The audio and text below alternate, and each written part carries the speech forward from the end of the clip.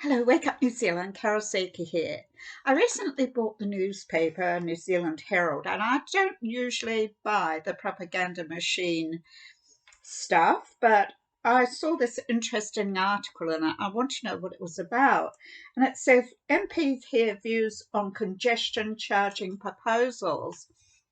Well, that was about vehicles that use the busy roads during peak hour times. They're the main roads, the roads going through townships, urban areas, and city areas. So we're talking about freight, we're talking about private motor vehicles, etc. So I thought I need to look into that further, and I did come across quite a bit about it because this just has not happened. It's been planned a very long time ago. So this fee charges for drivers who use the roads at the busiest time. So that's work hour traffic, etc. Submissions are being heard by the Select Committee as to whether people oppose them or they don't. So the Select Committee, that is the Transport and Infrastructure Select Committee. So congestion charges relate to vehicles using roads at peak time for urban and city areas. And this is the government's congestion charges. The Automobile Association said they didn't mind either way, they're just sitting on the fence.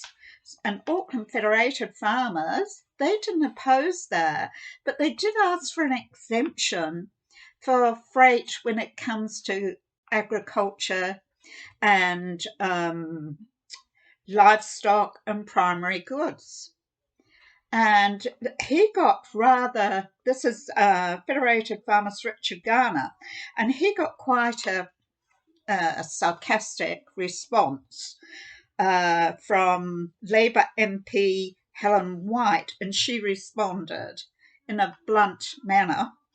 Every sector wants an exemption, and you are only one of those sectors. Why should agriculture and horticulture be exempt when low-wage earners are not?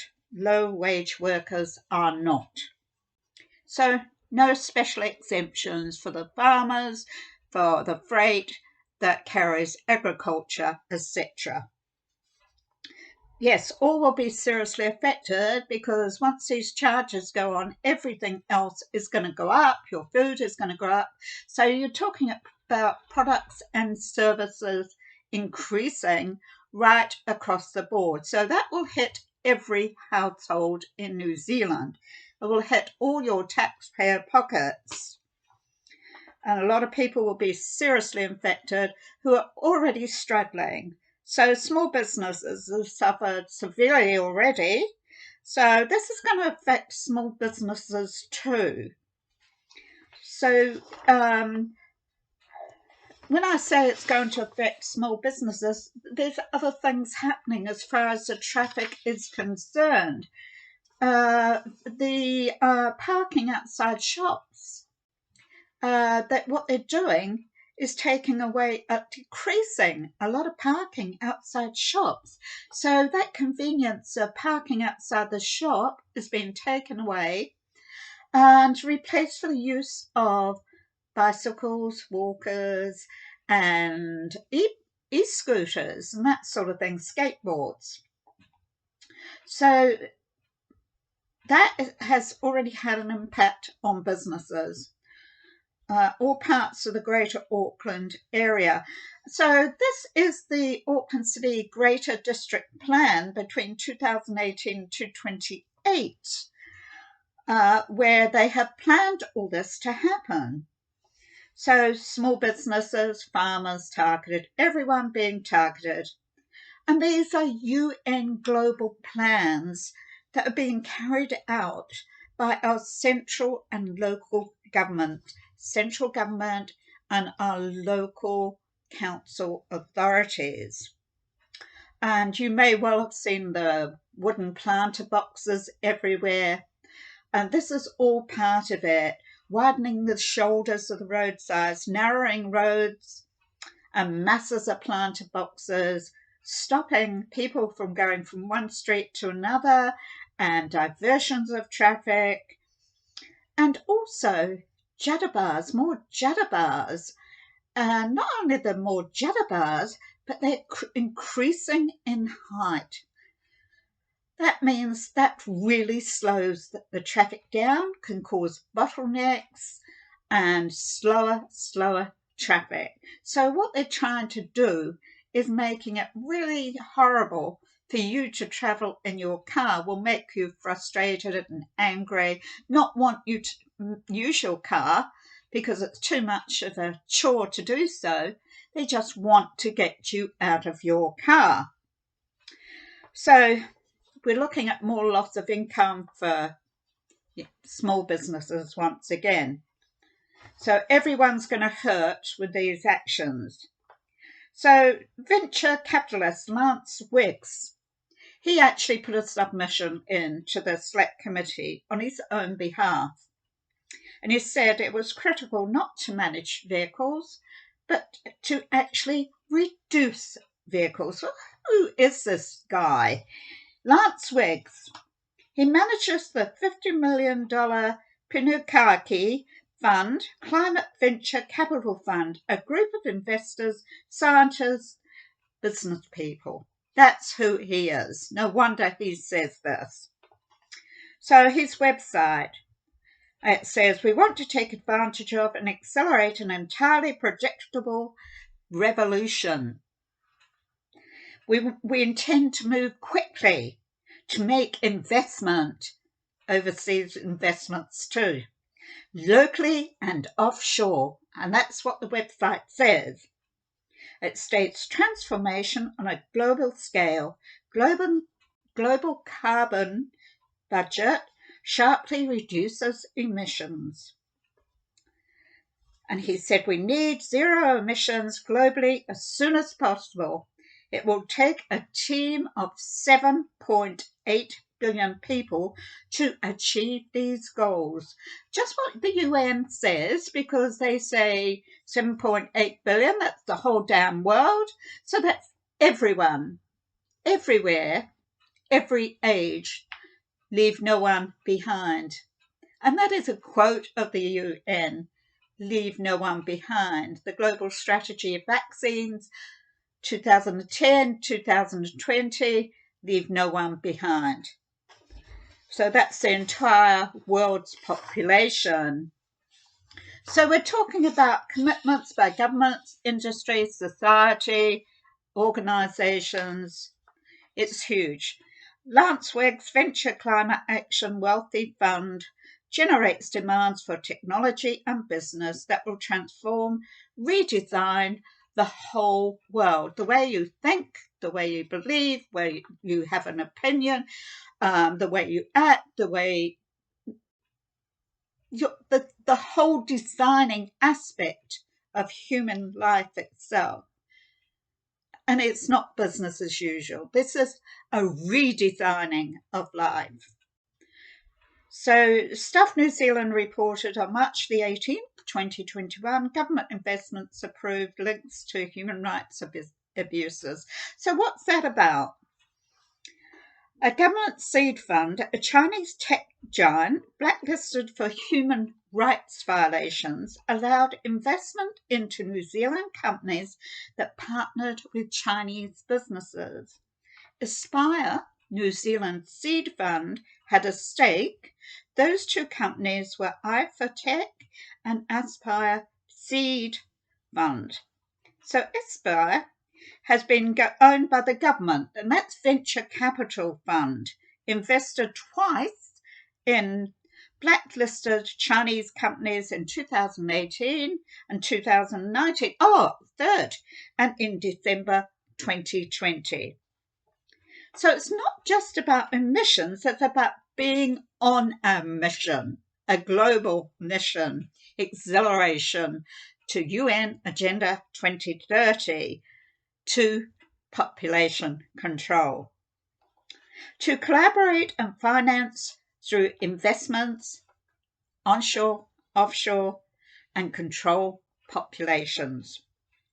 Accelerating New Zealand low-carbon transitions, redesigning our thoughts, opinions, actions and behaviours. Using multiple key actors in multiple industries, business and greening the planet. Greening the planet.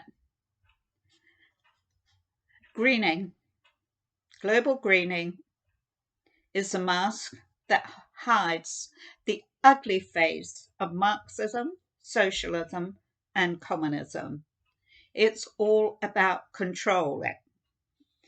Communications, connections, collaborations, visible and invisible. Goal, global governance, dominance, power, status, wealth, green investments. The ruination of small businesses and farmers, the destruction of them. So that is complete control of everyone, everywhere, every age on this planet, and leave no one behind. So less vehicles on the road. Greg O'Connor, the Select Committee Chairman, whose Labour Party will now consider submissions at the Select Committee as to congestion charges in New Zealand, and it's going back to Parliament in August. So we're talking, let's go back to the Kyoto Protocol, UN, and the UN Paris Agreement, UN Agenda 21 and its Millennium Development Goals, and UN Agenda 2030 with its 17 SDGs, where each of those SDGs, the whole 17, include climate change. Now, the Kyoto Protocol, that actually failed. That's why they brought in the Paris Agreement. So the Paris Agreement was signed in 2016. It came about in 2016. And now it's hastily being accelerated. And Ardern is very obsessed that she will lead the way for all other UN member countries. She intends to keep her global Hollywood stardom. All eyes on Ardern.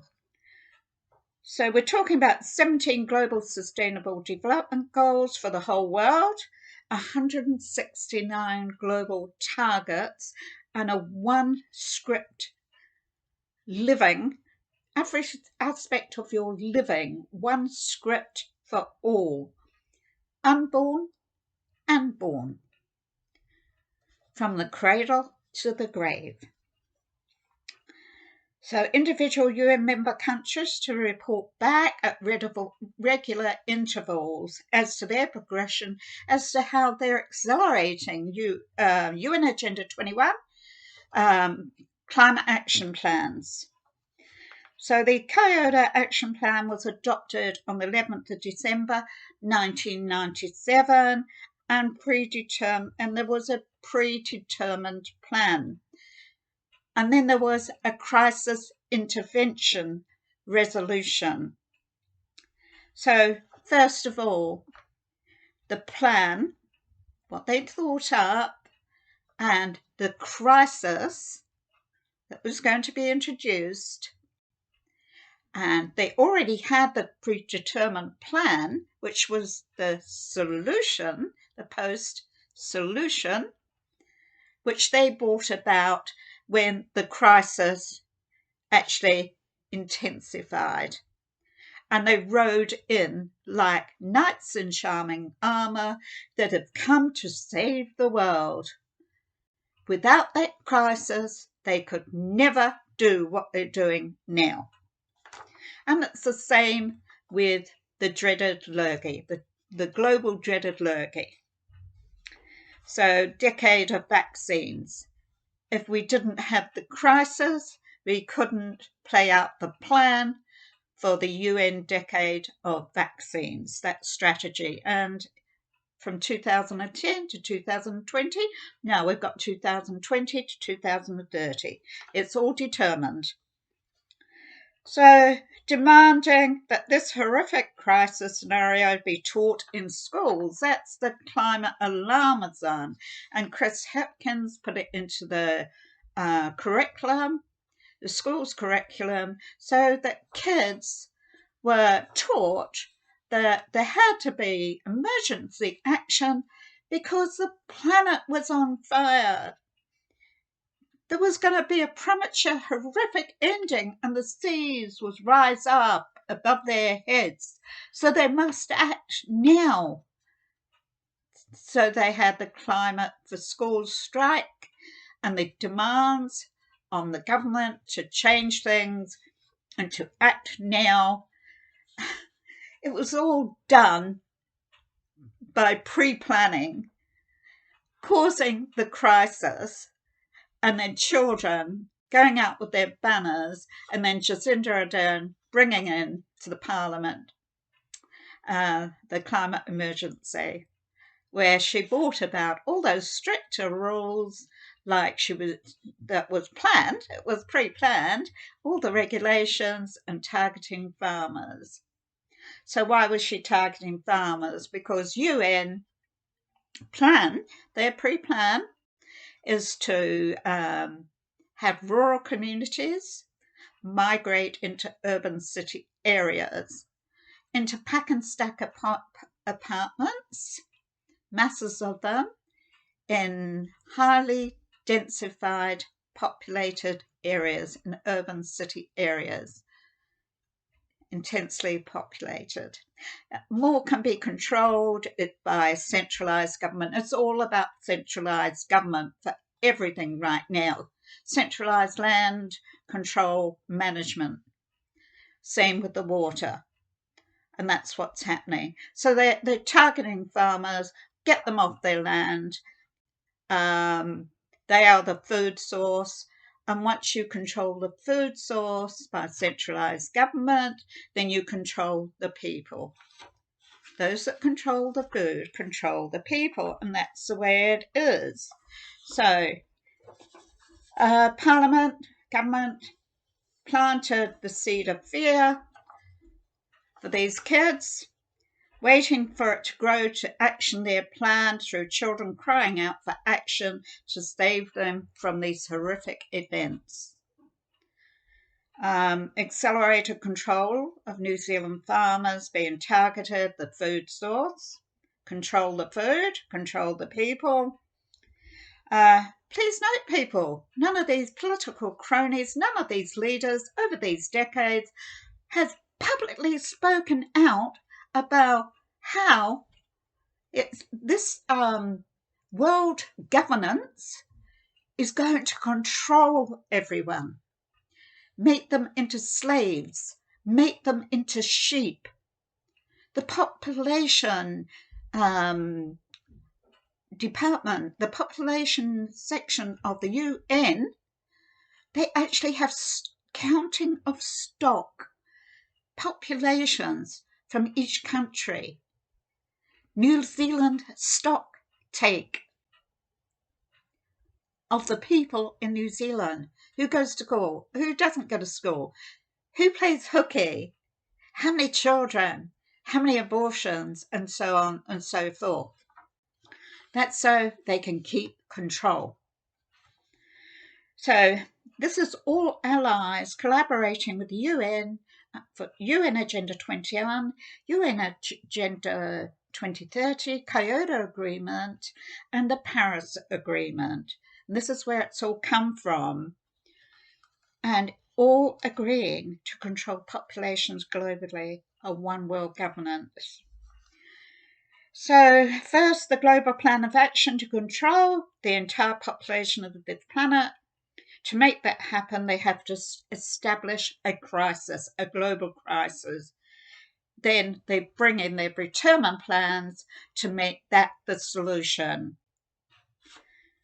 So the super wealthy corporations of the world that seek power, status, that are greedy for wealth, the greedy evil ones, all ready to pounce on the populations like a wildcat on a mouse. Global governance, national and local governance. Local governance is your councils. Global transport, globally take the cars off the road, making driving a terrible experience because it's frustrating, it slows you down, you've got to go around the houses, takes longer to get there, and they put all these obstacles in the way to make it hard for you. So that congestion was purposely caused by all these planter boxes and all these judder bars, heightening them, slowing the traffic down, etc., cycleways and everything. That caused the congestion, the bottlenecks, because of all these works going on and these planter boxes in the middle of the road and cutting streets off. There it is. And now they've got the congestion, which was the plan. They're now going to charge the population for what they did.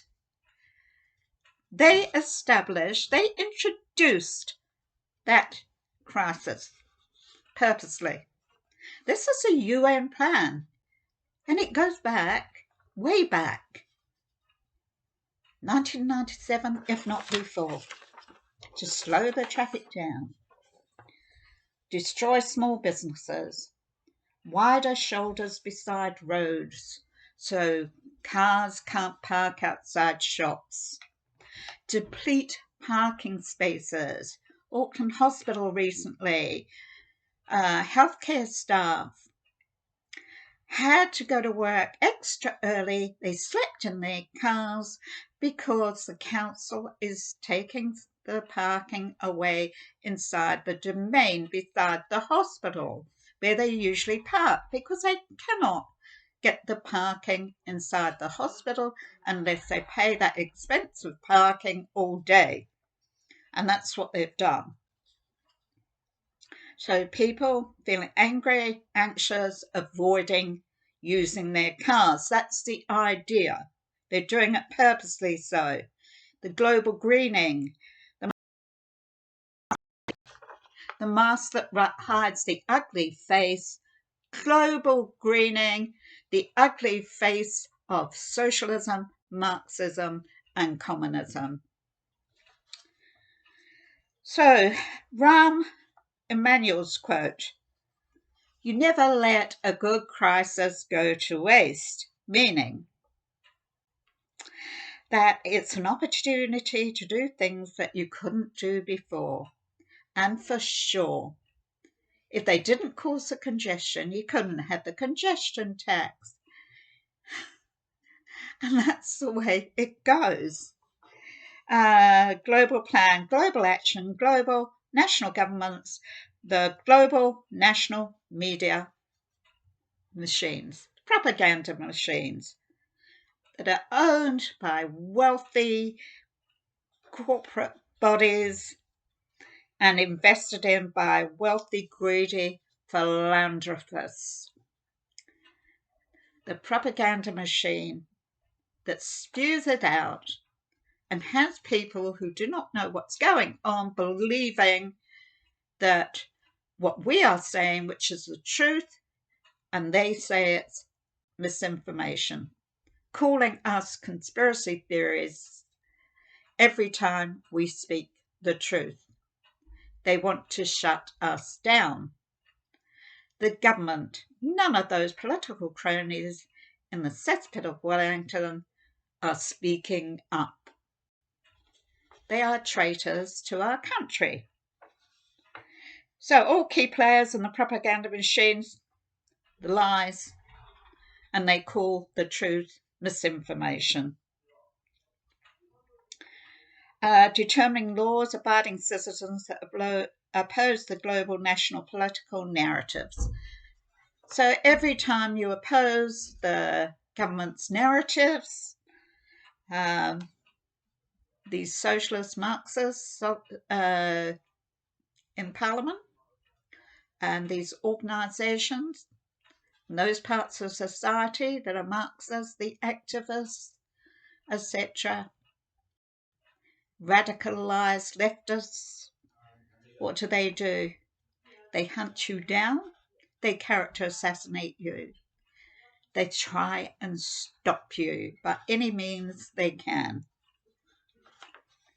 to decompose the truth. But we have globally, nationally, we have masses that have been sucked in by the propaganda machine. And the New Zealand Herald reports congestion charges that's been planned and predetermined by UN agendas, by the Kyoto Protocol in 1997 and by the Paris Agreement in 2016. That even addressed this traffic congestion. And it said that this is the documentation from the UN. Traffic congestion charges, taxes, cycleways, walkways, take cars off the road. Auckland Greater Council Plan, 10-year cycle program, 2018 to 2028. Urban Cycle Plan, hundreds of millions of dollars of taxpayer money for 150 k's of cycleways. Boris Johnson's right onto it too. He's into the global greening of the UK, because what he's doing is giving away cycle maintenance vouchers. Never mind the other serious things that are going on in Great Britain, because there's a lot of them. 19th of May 2021, it was reported empty shops through a combination of projects in Auckland, including that of cycleways and lack of parking outside shops. The businesses are losing trade through this widening of shoulders to the roads for e-scooters and cyclists.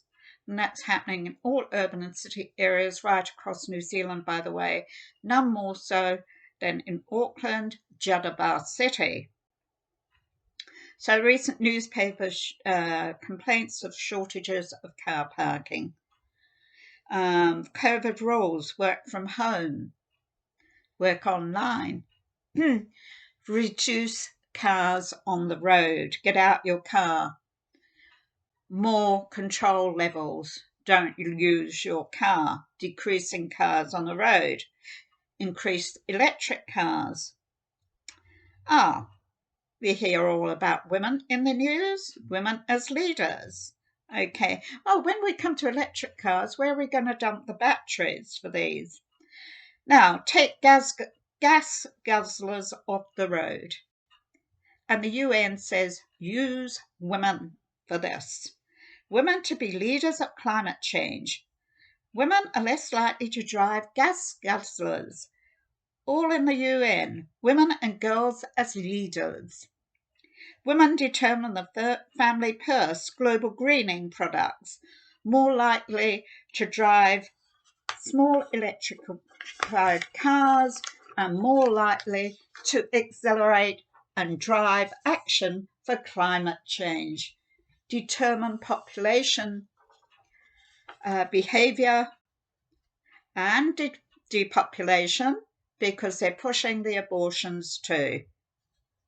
So climate change, less emissions, less people on this earth, more abortions, less carbon footprints. It's all part of the global plan. Kill unborn babies right up to the time of birth. And that's what Ardern has brought about. Less carbon footprints, less reliant on welfare state, less education expenses, less health expenses. All UN action plans for climate for the entire planet. The mass weapon of fear to torture children in school. Tell them the world is burning up, the planet's burning up, and the seas are rising. The government predetermined plan to reach its intended goals, more rules, more regulations, restrictions, more control of New Zealanders, increased targeting of farmers so we can get them out the rural areas, get them to migrate to urban city areas. UN plan. Land, centralised government control, the food source.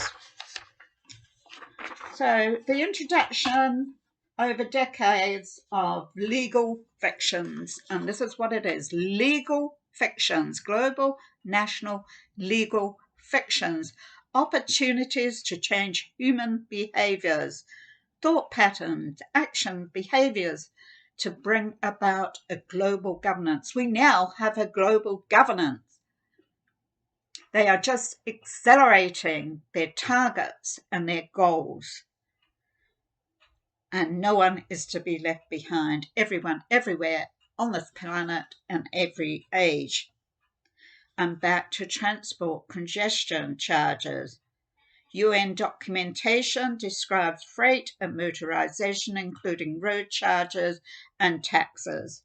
Strengthen public transport, shared modes, scaling up electrification, congestion charges. This is all on UN documentation. Decarbonisation strategy, pre-planned, 1997, and intensified by the Kyoto Agreement and the Paris Agreement. UN Agenda 21, a comprehensive plan of action to take nationally, globally by organisations, UN nation countries. Major groups in every area. So we're talking about everything that impacts on human environment, humans everywhere. So the 13th of June, 1992, that was when we had the Rio de Janeiro, the UN Earth Summit. 178 governments voted to adopt that program. UN Agenda 2030 was launched by a UN summit in New York between the 25th and 27th of September 2015. So going back to the future investment dated 1994 to 1998. UN documentation, increased costs of freight by road, fuel excise duty, increased tax, user charges, tolls for distance and weight.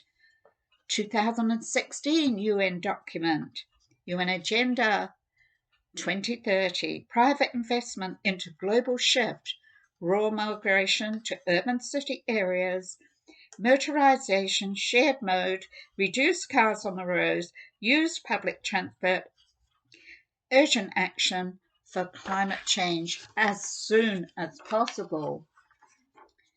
2020, UN World Health Organization documented report, work from home, cut transport emissions, COVID-19 transport behaviour, reduce fuels, reduce emissions, control people during lockdown levels, work at home, work online, restricted use of vehicles in certain areas. And that they did. UN Climate Action Plan to be accelerated. UN top priority, mitigation and adaptation. Concentration of MDGs and SDGs at UN Agenda 2030 and 169 targets globally. MDG goal number 7. Ensure environmental stability. UN General Assembly Resolution 2020 title, Protection of Global Climate for Present and Future Generations, a UN Framework Convention on Climate Change, with targets, transport, global measures, adaptations, changing thoughts, behaviours, intelligent transport systems to avoid traffic congestion, global transport. 195 UN member countries signed the Paris Agreement, and that came into force in November 2016, and countries that ratified it, there was 190, and they sanctioned it formally. China, one of the worst polluters, well, business as usual. They're doing okay because they're making the majority of electric cars. They've got the highest pollution, and they're not being dictated to by the UN. So it makes no damn difference. They win, win, win, win.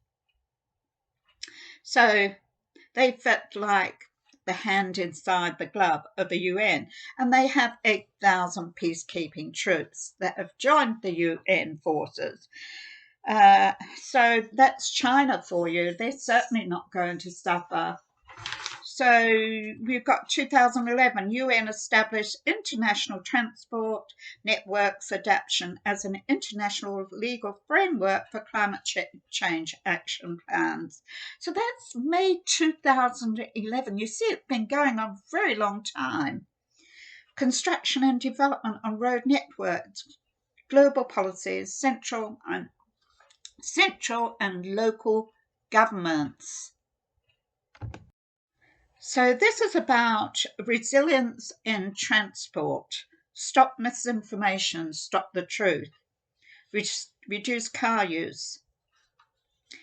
Rural migration to urban city areas, and they keep on saying that in the UN documentation. So control.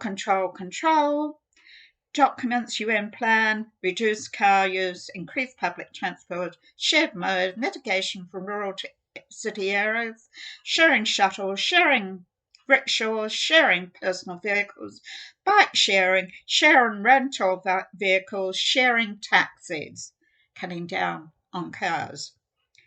So taxis to have mobility trackers, rental cars, peer-to-peer sharing apps, bike sharing, real-time info apps. Car sharing, ride sourcing apps, and micro transit taxi e-hail apps, rickshaws, trip aggregation apps. So they all have apps. One Planet for All, namely mobility as a service, designed to integrate modes of travel from public to private, demand orientation across all communities. Climate change, biodiversity loss, and other environmental problems demand changes on an order of magnitude. So it says economic system continues to produce greater and greater degrees of crisis. This is UN, their documentation, as planetary boundaries are breached. Planetary boundaries breached maybe as a result of human activity, climate change, land system changes may be breached during the time of crisis. This includes, by the way, increased live CCTV, violating privacy through identification of all citizens, enabling more control of populations. So you're looking at cameras alongside the road that can actually see images of those inside the car, plus the number plate. So identification of passengers in the car. So just recently, an elderly person whose driveway goes right out onto a transit lane, can't avoid it, he was fined. So it's all about enforcing laws and controlling people and behaviours. So charges on congestion of vehicles that use roads at peak hours, all predetermined in the 1990s. It's all being rolled out now. Everyone on this planet, and there you have it. Same behaviours, sheep, slaves, all to a one-world governance. And not one of our bloody politicians over the decades has openly spoken up to New Zealanders to warn them what is going on, because they're all on the same page and they are all using the propaganda machine to stop you from talking up. Sorry, people, this was a huge video, but a lot of research has gone into it. So we've got a government, a Prime Minister, that is not representing the people. They are leading us, and she is leading us into damnation. And that's what's happening. There's a damnation for us, our loved ones, our children, our children's children. Please share, share, share, and subscribe. Thank you.